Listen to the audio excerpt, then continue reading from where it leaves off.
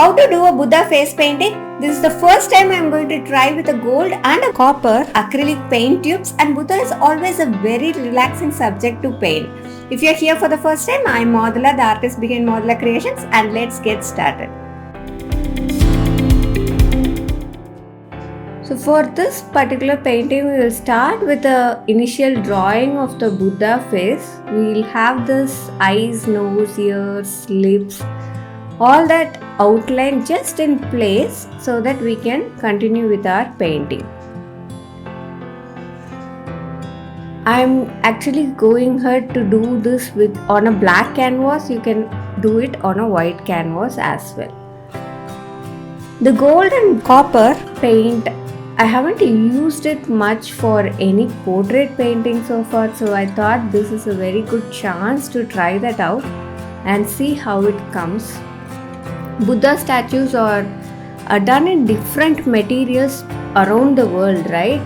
According to the availability of material at that particular location and the size of the statue. Different materials have been used, and this bronze and gold kind of a statue is so very popular in small scale, and the durability of bronze is so good than compared with a stone or a clay statue. So some of the statues around the world are still with bronze.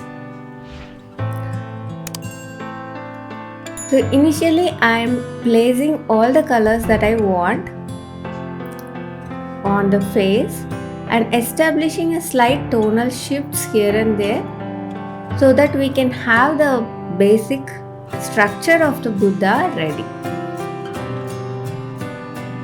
If you are very much afraid of how to draw this, then please do go to the link given in the description box below. There is a traceable. Download it and you can use to trace your Buddha image.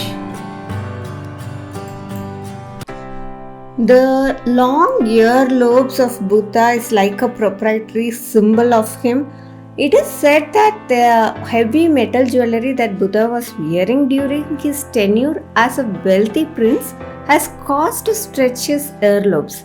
But once Buddha was of his material possession, his ears remained permanently elongated. However, now this longer earlobes symbolize the conscious decision taken by Buddha to reject the material world and go in the path of spiritual enlightenment. So that is kind of a symbol all along. What is the one thing that you like about Buddha? Mention in the comment box below. Let me hear from you. For some of the highlights, I am using a touch of silver as well. You can also use a white. White is so very bright, so I don't want it to become too bright along with this golden and colors. So that's why I am using a silver. Nonetheless, you can also mix it with copper and then use it along with your highlights. And for the darker areas, I am just using a Pioneer's Grey. For establishing all the lines and the base of this painting, I am using a very small brush. Apart from that, for the other areas, I am using a bigger brush. So both the brushes that I am using for this painting are filbert brushes. If you are very new to acrylics, here is the free ebook Better Your Acrylics, which carries top 25 tips to better your acrylic learnings. Download it for free from the link book.modulacreations.com.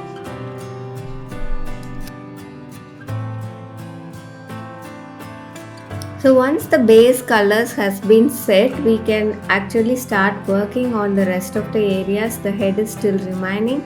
So we will start to do the curls there. Even for the curls, I am going to use the golden and the copper colors so that it fits perfectly for this picture of Buddha.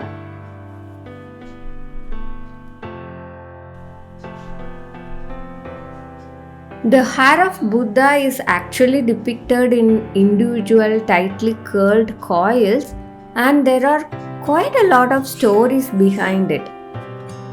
Some say it is not hair but snails.